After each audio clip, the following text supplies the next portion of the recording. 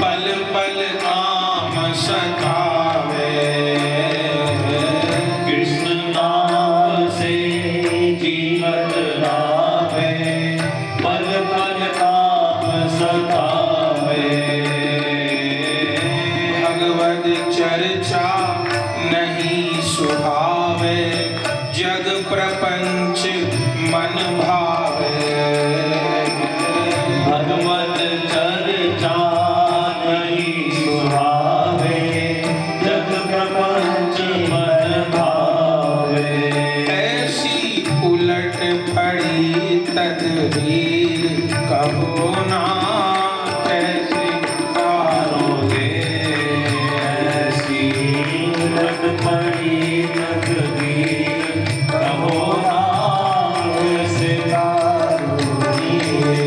मेरी चादर झीलम झील कहो ना कैसे तारोगे।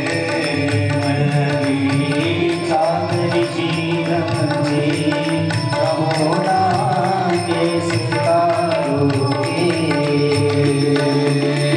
कंचन और कामनी मन में करनी एक करीना। कंचन और कामिनी मन में करनी एक करीना। हीरा छोड़ बटोरी कांकर तृष्णा तनिक मरीना। हीरा छोड़ बटोरी काकर तृष्णा तनिक मरीना। भाई नहीं यदुवीर कहो ना कैसे तारोगे। मुझको भाई नहीं दूरी, कहो ना कैसे तारोगे। कैसे तारोगे गुरु जी मोहे, कैसे तारोगे। कैसे तारोगे गुरु जी मोहे, कैसे तारोगे। मेरा अब गुण भरा शरीर, कहो ना कैसे तारोगे। गुण भरा शरीर, कहो ना कैसे तारोगे।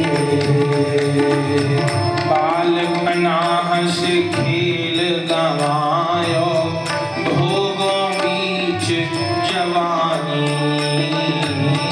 बालपना हंसी खेल गवायो, भोगों बीच जवानी।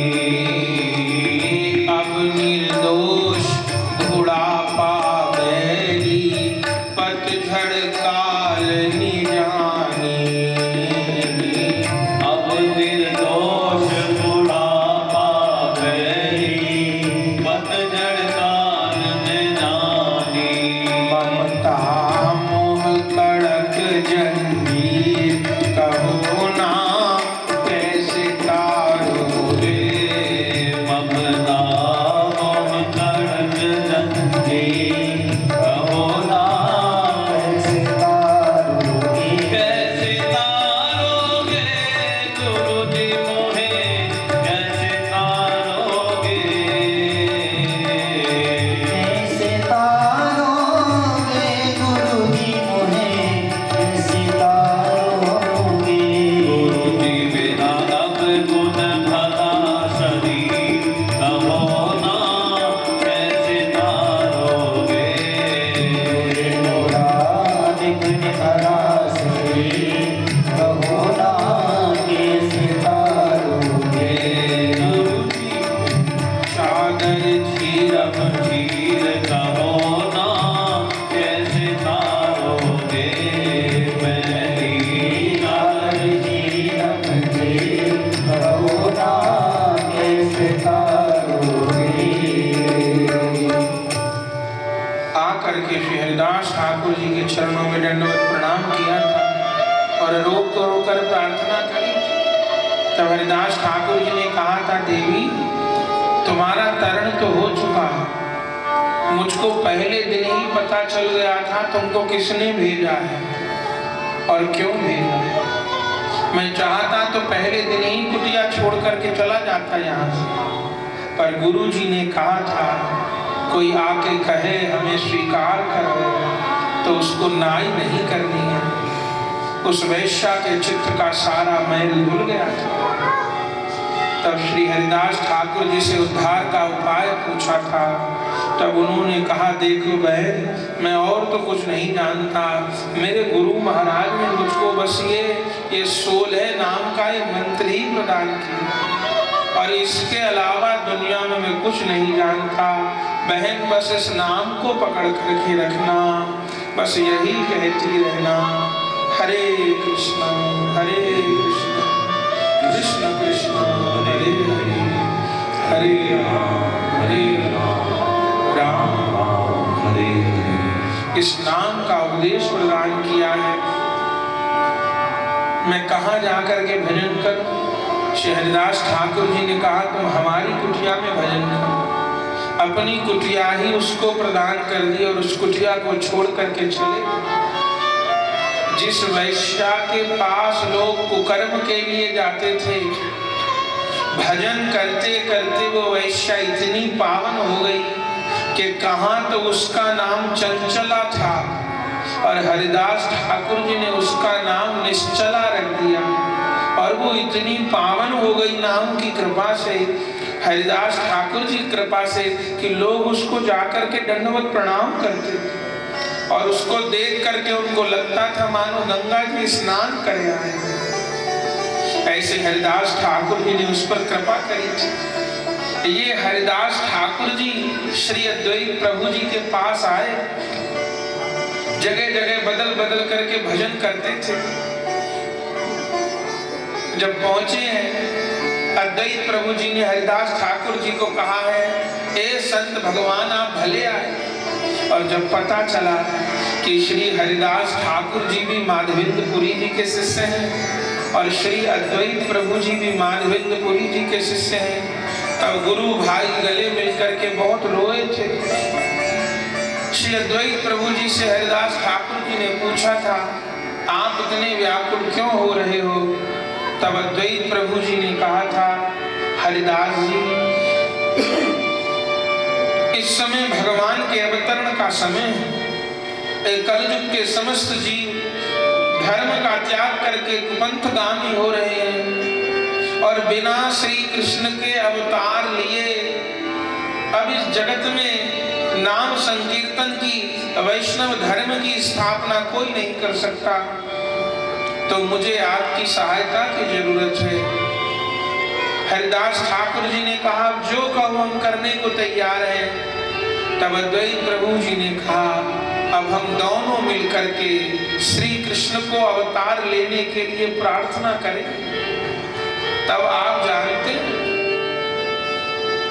40 बरस तक श्री गंगा जी के पावन तट पर श्री शालिग्राम भगवान को विराजमान करके एक एक तुलसी दल उठाते हैं श्री अद्वैत प्रभु जी, उसको चंदन चर्चित करते हैं, श्री गोपाल मंत्र बोलते हैं और गोपाल मंत्र से श्री शालिग्राम भगवान पर तुलसी अर्पण करते हैं। ऐसे पूरा दिन श्री गोपाल मंत्र बोल बोल करके चंदन चर्चित तुलसी शालिग्राम भगवान पर अर्पण करते हैं और रो रो करके श्री कृष्ण को पुकारते हैं और यही कहते हैं ए दीन बंधु दयानिधे अवतार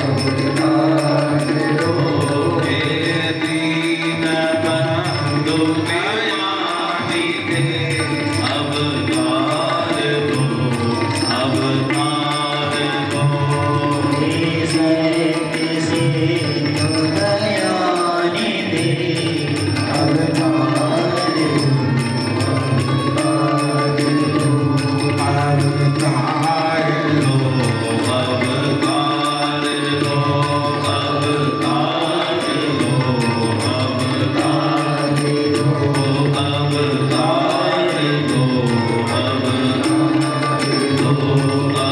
अवतार लो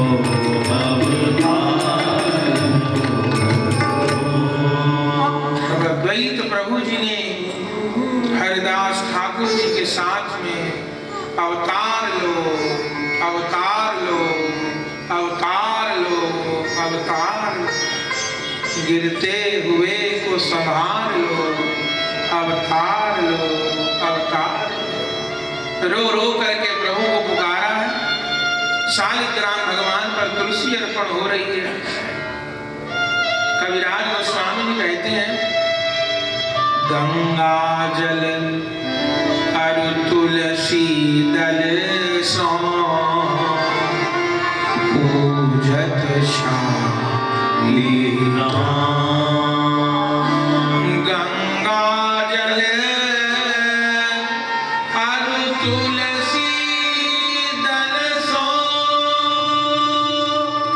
पूजत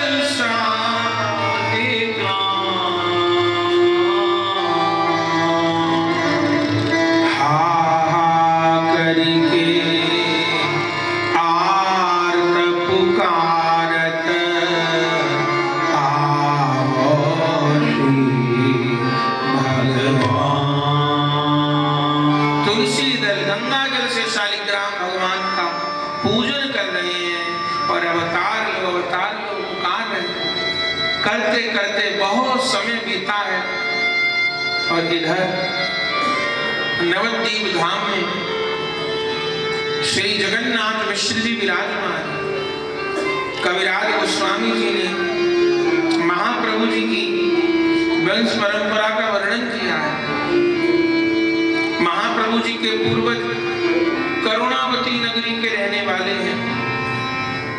उनके पर पितामह श्री जित मिश्र जी महाराज जिस समय श्यामल वर्मा नाम के राजा करुणावती नगरी का त्याग करके बंग देश आ गए, उस समय उन्होंने अपने साथ 5 ब्राह्मणों को लिया था, जिनमें महाप्रभु जी के पर पितामह श्री जित मिश्र महाराज जी भी थे। वे आकर के पहले श्री हट्ट में निवास करते हैं। उन श्री जित मिश्र जी के यहाँ श्री मधुकर मिश्र जी का जन्म होता है। उन मधुकर मिश्र जी के यहाँ 3 पुत्रों का जन्म होता है, जिनमें मझले पुत्र होते हैं श्री उपेंद्र मिश्र जी महाराज। ये उपेंद्र मिश्र जी महाप्रभु जी के दादाजी हैं और एक उपेंद्र मिश्र जी के घर 7 पुत्रों का जन्म होता है, जिनमें मझले पुत्र हैं श्री जगन्नाथ मिश्र जी महाराज। ये महाप्रभु जी के पिता हैं। और अभी हमने श्रवण किया कवि कर्णपूर गोस्वामी जी गौर गणित दोष दीपिका ग्रंथ में वर्णन करते हैं कि जगन्नाथ मिश्र जी साक्षात नंद बाबा के अवतार हैं। इनका विवाह नीलांबर चक्रवर्ती की कन्या, जो उस समय भारत के सबसे बड़े ज्योतिषाचार्य थे, उनकी कन्या शची देवी, उनके साथ संपन्न होता है।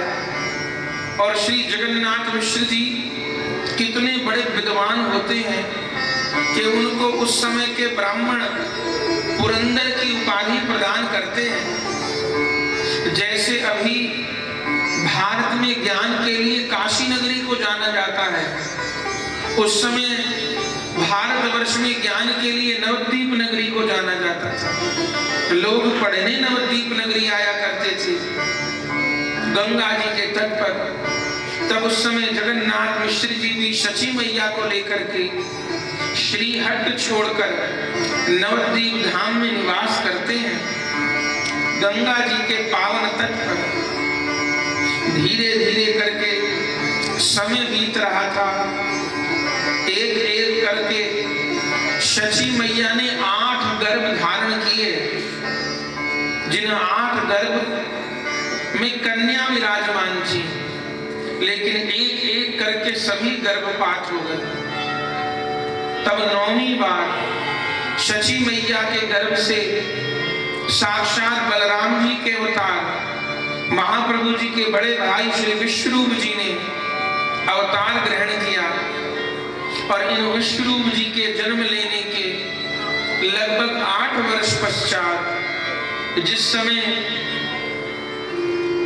अद्वैत प्रभु जी पुकार कर रहे थे, श्री शची मैया एक दिन रात्रि को अचानक एक स्वप्न देखती है कि मैं जगन्नाथपुरी दर्शन करने गई हूं।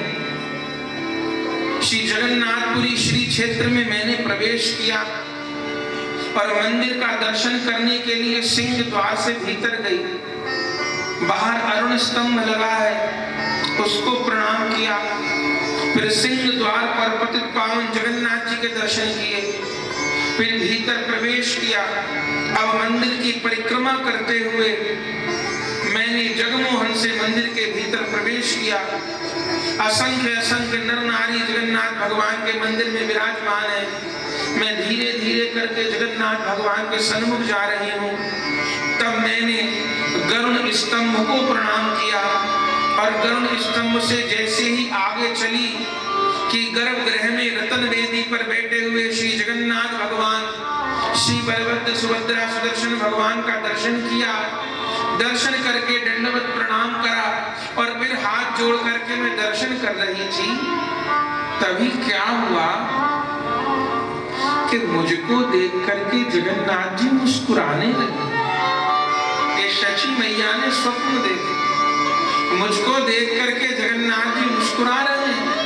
और धीरे धीरे धीरे धीरे जगन्नाथ जी ने छोटे बालक का रूप धारण कर लिया और अपनी रतन वेदी से कूद पड़े और छम छम छम छम छम करते हुए शची मैया की गोद में चढ़ गए।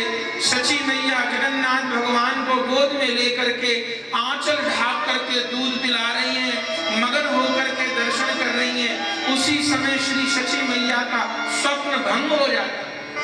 सवेरे उठ रही है, हाँ जगन्नाथ, हाँ जगन्नाथ, हाँ जगन्नाथ कहते हैं। जगन्नाथ मिश्र जी ने कहा, देवी क्या हुआ?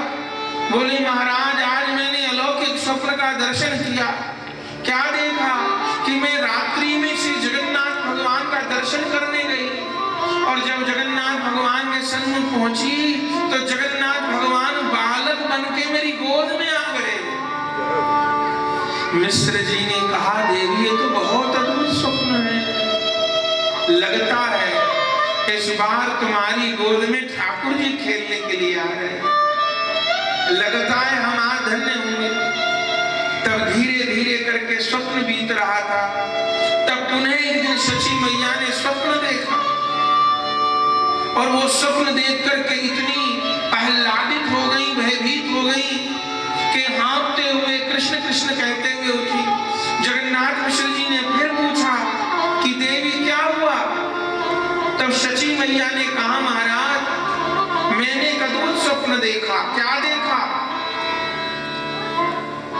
बोले, उतर के गगन सौंपित नील प्रकाश एक आपके हृदय बीच आय के समायो।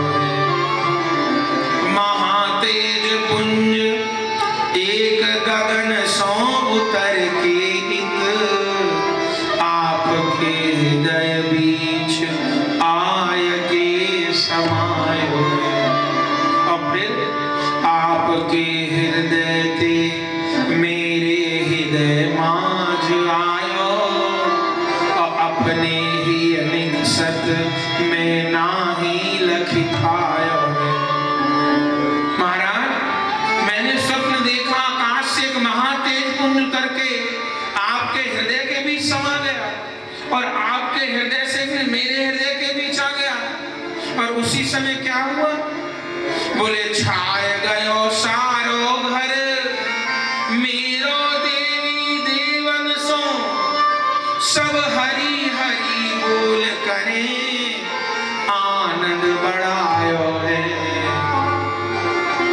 जाए भ्रम होत मेरो बेगी निवारण कीजे, कहिए हे नाथ मेरे गर्भ कौन आया।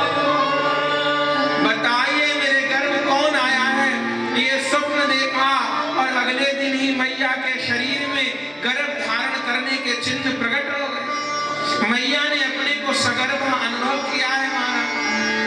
और जिस दिन से महाप्रभु जी गर्भ में आए हैं, गोस्वामी जी लिखते हैं ना, जा दिन ते हरि गर्भ में आए, जा दिन ते हरि गर्भ में आए, अखिल लोक सुख संपत्ति छाए, अखिल लोक सुख संपत्ति छाए, मंदिर महाराजत सब रानी, मेरे महाराज सब रानी, शोभाशील तेज की खानी, शोभाशील तेज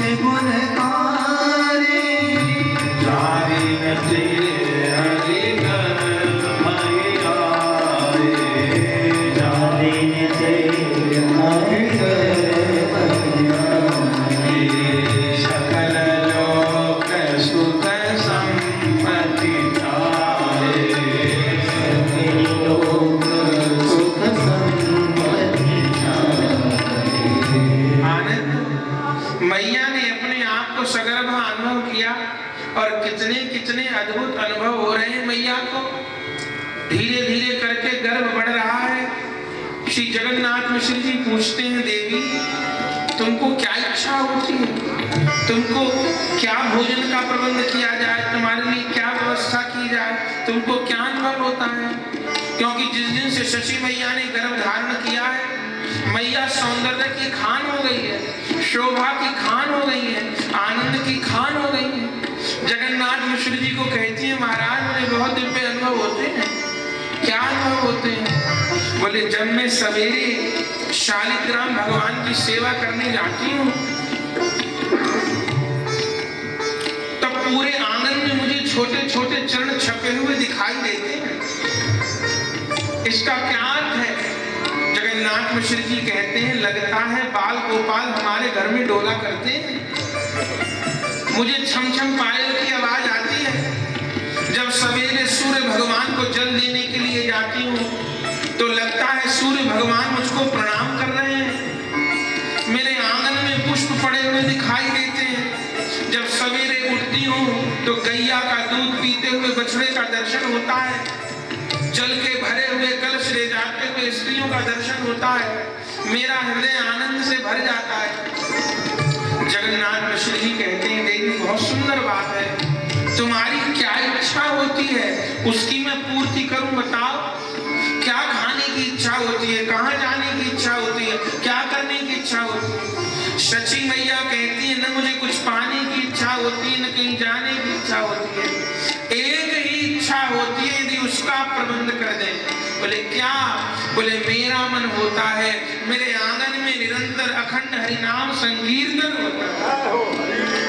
जोर जोर हरिनाम संकीर्तन होता रहे, कृष्ण है भक्त लोग गाते रहे। जगन्नाथ मिश्र जी बड़े प्रसन्न होते हैं। बोले लगता है देवी तुम्हारे पेट के भीतर कोई जोरदार कीर्तनिया बैठा हुआ है, जो इस सारे जगत को कीर्तन सुना करके पागल बनाएगा।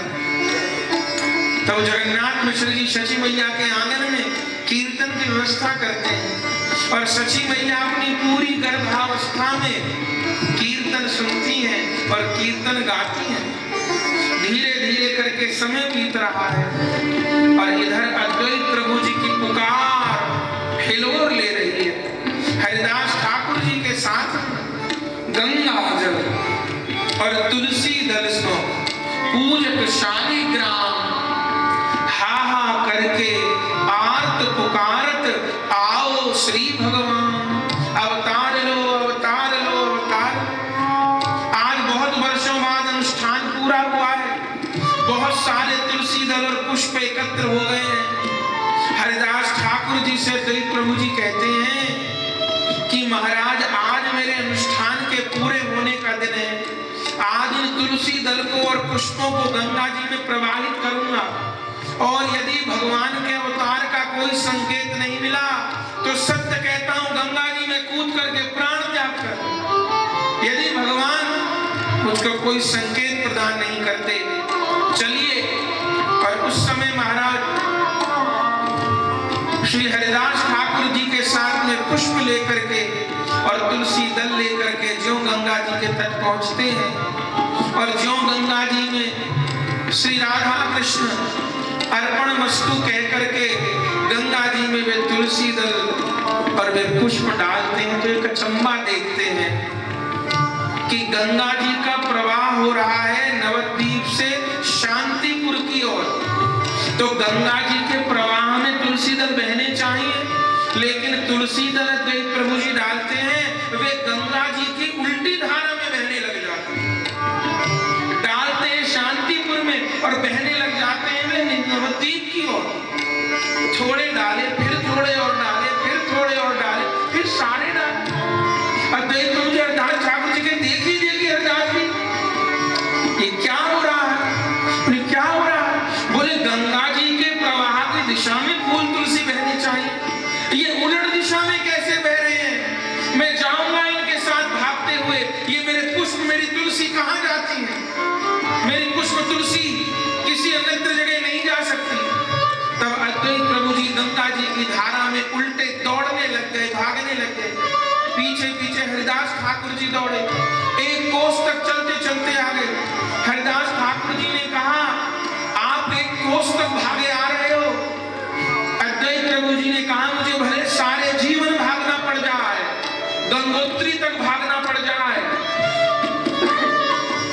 पर मैं ये जान करके रहूंगा मेरे फूल तुलसी कहां जा रहे हैं। और भागते भागते 3 कोस पैदल चलते चलते अद्वैत प्रभु जी कहां पहुंच गए? नवद्वीप धाम में।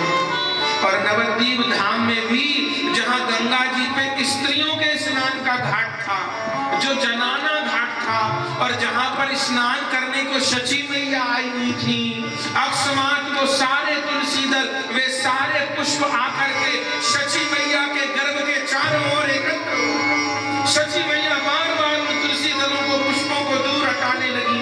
अद्वैत प्रभु जी ने देखा, चीख पड़े, यही है, यही है, यही है, मेरे प्रभु इसी गर्भ में विराजमान है, इसी गर्भ में विराजमान है, मेरे हाथ की तुलसी पुष्प कहीं और नहीं जा सकते।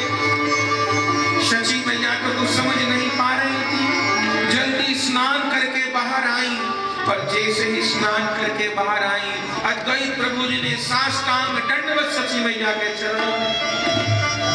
शची मैया तो घबरा गई, अरे इतने बड़े महापुरुष, ये तो हमारे ससुर की आयु के हैं, इतने बड़े मुजबला को प्रणाम कर रहे हैं। शची मैया हाथ जोड़ करके प्रणाम करने लगी। बोले महाराज मैं अबला हूं, 8 मेरे गर्भ गिर चुके हैं, बहुत कठिनाई से मैंने आज ये दिन देखा है, आप ऐसा अनर्थ मत करिए, मुझ अबला को आप संत प्रणाम कर रहे हो, मैं आपको प्रणाम करूंगी कि आप मुझे प्रणाम करेंगे?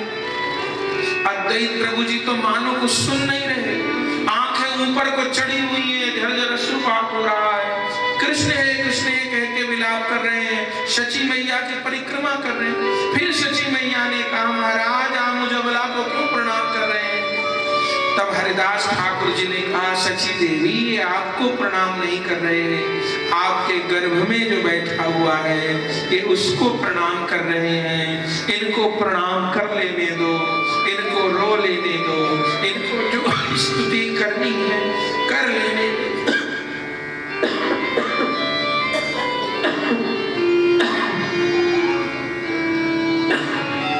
बहुत मुश्किल से देवी ये दिन आकर उपस्थित हुआ है। शची मैया घबरा करके घर लौटी थी। जगन्नाथ मिश्र जी महाराज ने कहा क्या हो गया देवी, क्यों भयभीत हो रही हो? सबरी बात बताई, रो रो को कह रही है अनर्थ हो गया, इतने बड़े महापुरुष ने मुझको प्रणाम किया, आप जाकर के पूछ पूछो। तब जगन्नाथ मिश्र जी को भेजा, अद्वैत प्रभु जी के पास आए, कहा हे नाथ, हम तो आपके बच्चों के जैसे हैं, मेरे पिता आपके सहपाठी थे, हम तो आपकी संतान के समान हैं, सची तो आपकी बेटी के समान है, आपने उसको प्रणाम क्यों किया, वो बहुत भयभीत हो रही है। तब अद्वैत प्रभु जी ने कहा, जगन्नाथ मिश्र जी, तुम्हारे घर पर साक्षात नंद नंदन प्रकट होने वाले हैं, मैंने तुम्हारी स्त्री को प्रणाम नहीं किया, उसकी कोख में जो परम सत्ता खेल रही है मैंने उसको प्रणाम किया।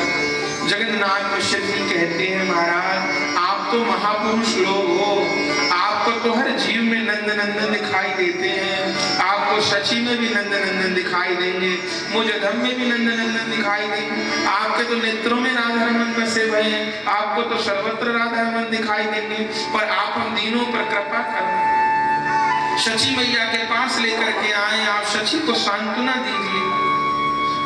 अद्वैत प्रभु जी ने शची मैया को समझाया, पर शची मैया मान नहीं रही थी, धीरज नहीं धर रही थी।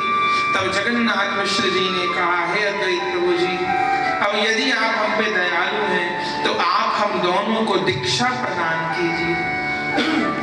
अद्वैत प्रकाश ग्रंथ में ईशान नागर जी लिखते हैं, उस समय भगवत प्रेरणा से और शची जगन्नाथ जी की प्रार्थना से अद्वैत प्रभु जी ने शची मैया को और जगन्नाथ मिश्र जी को 4 अक्षर के गोपाल मंत्र की दीक्षा प्रदान करी, और उस मंत्र को प्राप्त करके शची मैया विभोर हो गई है।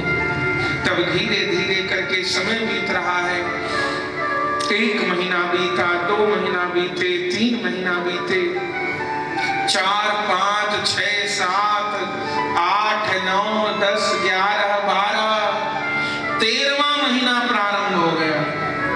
1541 संवत में शची मैया ने गर्भ धारण किया, माघ के महीने में, और 42 संवत का फाल्गुन आ गया, 13वां महीना हो गया, लेकिन बालक के प्रकट होने का कोई लक्षण नहीं। शची मैया बहुत भयभीत होती है, मिश्र जी को कहती हैं, आप पिताजी को बुला करके लाओ, पिताजी बताएंगे। तब जगन्नाथ मिश्र जी नीलांबर चक्रवर्ती को लेकर के आते हैं कि शची बहुत भयभीत हो रही है, शरीर में कोई कष्ट पीड़ा तो नहीं है, लेकिन सब लोग प्रतीक्षा में है कि बालक का जन्म कब होगा, 13 महीने का गर्भ हो गया है। तब नीलांबर चक्रवर्ती जी अपनी बूढ़ी आंखों से शची मैया के हाथों की रेखाओं को देखते हैं, उस समय के ग्रह गोचर को देखते हैं, और देखते हैं और रोते हैं, देखते हैं और रोते हैं, और शची से कहते हैं, बेटी तेरी जैसी बेटी पाकर के मैं धन्य हो गया, मैं धन्य धन्य हो गया बेटी, तेरी जैसी पुत्री को पाकर के। तेरे ग्रह गोचर, तेरी हस्तरेखा कह रही है कि तेरी गोद में आकर के गोपाल खेलेंगे। किस मास में जन्म होगा? बोले 13 मास पूर्ण होने पर तेरे यहाँ बालक का जन्म होगा। ये कहकर के नीलांबर चक्रवर्ती जी तो चले गए थे, और महाराज धीरे धीरे करके समय बीत रहा है, चल रहा है, और उस समय वो दिव्य संवत आकर के उपस्थित हुई है, फाल्गुन की पूर्णिमा, विक्रमी संवत 1542, शनिवार, सिंह लगन, संध्या समय 28:55 पल, और उस दिन एक काम और हुआ, उस दिन पूर्णिमा को चंद्र ग्रहण होना था। कविराज गोस्वामी जी कहते हैं, चंद्र ग्रहण क्यों हो गया? ऐसे तो ग्रहण की तिथि को बहुत अच्छा नहीं माना जाता, ग्रहण क्यों हो गया उस समय? कविराज गोस्वामी जी कहते हैं, अकलंक गौर चंद्र दिलो दर्शन, तो सकलंक चंद्र आर कौन प्रयोजन। जब निष्कलंक गौर चंद्र दर्शन देने वाले हैं तो उस कलंक युक्त चंद्रमा की कोई आवश्यकता नहीं है। गौर चंद्र आने वाले हैं, इस संकोच में वो कलंक युक्त चंद्रमा, क्योंकि महाप्रभु भी चंद्र है पर वे निष्कलंक चंद्र है, आकाश वाला चंद्र कलंक युक्त चंद्र है, इन निष्कलंक चंद्र के आगमन पर वो कलंक युक्त चंद्रमा मानिए लज्जा में जाकर के कहीं छिप गए। ग्रहण का समय था, ग्रहण लगना था, और आप जानते हैं ग्रहण के अवसर पर आज भी गंगा जी, यमुना जी, तीर्थ सरोवर सब जगह खूब संख्या में धार्मिक लोग, भक्त लोग पहुंचते हैं। सरोवर के तट पर, गंगा जी के तट पर, यमुना जी के तट पर ग्रहण के समय भजन किया जाए, दान किया जाए, उपासना की जाए तो ग्रहण का समय अनंत फलदायी होता है। उस समय जो कुछ भी किया जाता है वो अक्षय फल प्रदान करता है। पद्म पुराण में लिखा है कि ग्रहण के समय सामान्य जल भी गंगा जल के समान हो जाता है। ग्रहण के समय सामान्य ब्राह्मण भी वेदज्ञ ब्राह्मण के समान हो जाता है। ग्रहण के समय में सामान्य गाय भी कामधेनु गैया के समान हो जाती है। और ग्रहण के समय में एक माला महामंत्र की 1 करोड़ माला के बराबर होती है। आज महाप्रभु जी का जन्म होना है और महाप्रभु जी का घर बिल्कुल गंगा जी से लगा हुआ है। आपने नवद्वीप धाम का दर्शन किया होगा, जो श्री महाप्रभु जी की जन्म स्थली है बिल्कुल गंगा जी से लगी हुई है। उसको प्राचीन मायापुर कहा जाता है। उस स्थान को श्री राधारमण चरण दास देव बड़े बाबा जी महाराज ने प्रकट किया, क्योंकि महाप्रभु जी का जन्म स्थल तो महाप्रभु जी के अप्रकट होने के 100 वर्ष बाद गंगा जी में चला गया था, क्योंकि गंगा जी से बिल्कुल लगा हुआ था महाप्रभु जी का घर। तो बार बार गंगा जी में बाढ़ आती थी तो वो जन्म स्थान डूब गया था, और एक बार तो 150-200 साल तक गंगा जी चढ़ी रही ऊपर। और जब उतरी तो यही संशय हो गया कि महाप्रभु जी का जन्म स्थान कहाँ है। किसी ने कहीं महाप्रभु जी का जन्म स्थान बताया, किसी ने कहीं बताया।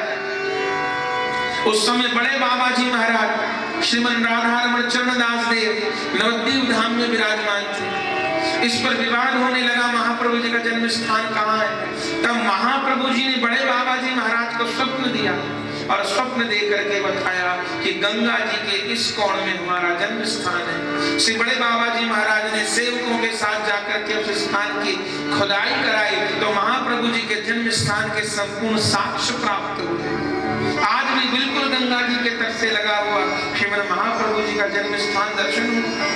तो महाप्रभु जी का जन्म स्थान जो गंगा जी से लगा हुआ है, आज लाखों लाखों नर नारी गंगा जी के तट पर एकत्र हो गए हैं और सब अपनी अपनी उपासना में लगे हुए हैं। जो लोग योग मार्ग के हैं वे आज गंगा तट पर बैठे हुए योगासन कर रहे हैं, प्राणायाम कर रहे हैं। जिनका यज्ञ साधन है वे आज गंगा जी पर बैठ करके यज्ञ कर रहे हैं, आहुति दे रहे हैं। कोई राम जी की उपासना में लगा है, कोई देवी दुर्गा की उपासना में लगा है। और उसी समय श्री अद्वैत प्रभु जी, श्री हरिदास ठाकुर जी, श्रीवास पंडित जी उस ग्रहण के समय में, सूतक के समय में उनको पता नहीं आज महाप्रभु जी प्रकट होने वाले हैं। पहले ही श्री गंगा जी के तट पर खोल करताल लेकर के अपने साथ के सब वैष्णवों को लेकर के उन्होंने जोर जोर गंगा जी के तट पर कीर्तन प्रारंभ कर दिया कि मुकुंद हरि हरि